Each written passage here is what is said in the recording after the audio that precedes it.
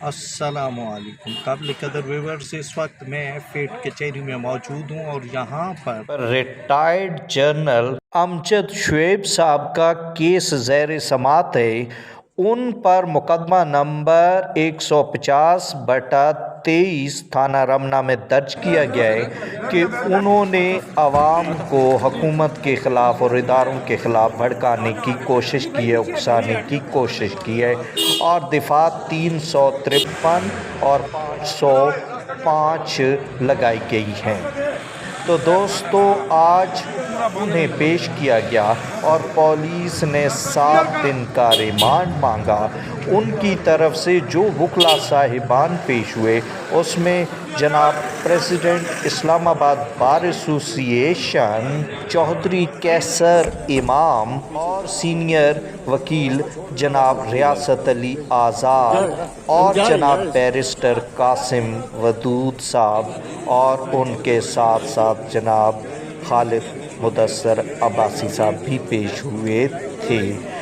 अपने आर्गूमेंट में जनाब अब्बासी साहब ने कहा कि ये दफ़ात बनती ही नहीं, कोई ऐसी बात नहीं कि जनाब अमजद शुएब साहब ने कि जिससे कोई इंसाइटमेंट हो या उकसाहट हो या आवाम को भड़काया गया हो। उन्होंने कहा कि दफ़ात बनती ही नहीं और मजिस्ट्रेट साहब ने देखना है कि दफ़ात बनती हैं या नहीं बनती। अगर दफ़ात नहीं बनती, केस नहीं बनता, तो इसे डिस्चार्ज होना चाहिए।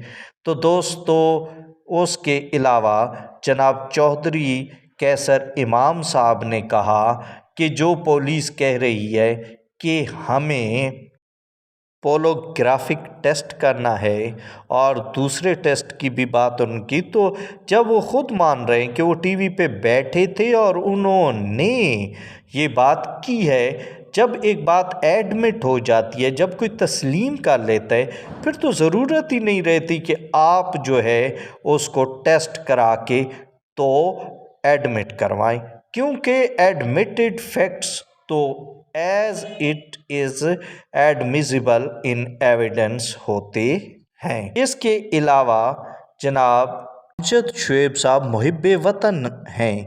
उन्होंने 1965 और 1971 की जंगें लड़ी हैं, मुल्क के दिफा के लिए बेशबहा कुर्बानियाँ दी हैं।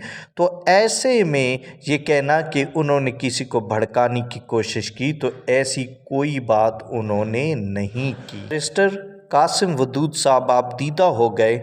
उन्होंने गुलगीर आवाज़ में कहा, मुल्क पर अमजद शुएब साहब का कर्ज है और वो मुल्क के दिफा में रेलवे स्टेशनों के फर्श पर तक सोते रहे हैं। तमाम वकला ने मुत्तफ़िक़ा तौर पर कहा कि ये सियासी बुनियादों पर मुकदमा बनाया गया और 1 घंटे के अंदर FIR करके उन्हें हवालात की सैर करा दी गई है। FIR को तीनों वकला ने आज़ादी राय पर कदगन करार दिया।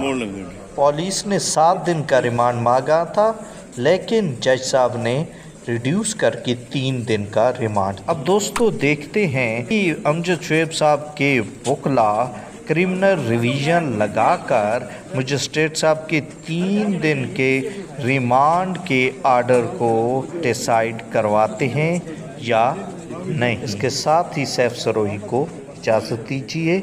अल्लाह हाफिज़।